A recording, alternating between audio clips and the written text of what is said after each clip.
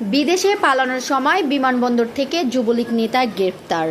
Online desk, সাথে আছে আমি জান্নাত আরা। ঢাকায় হজরত শাহজালাল আন্তর্জাতিক বিমানবন্দর থেকে চাঁদপুরের ফরিদগঞ্জ উপজেলা যুবলীগের আহ্বায়ক আবু সুফিয়ান শাহীনকে গ্রেফতার করেছে ইমিগ্রেশন পুলিশ। শুক্রবার ৩ অক্টোবর সকালে তাকে ফরিদগঞ্জ থানা পুলিশের কাছে হস্তান্তর করেছে বিমানবন্দর থানা পুলিশ।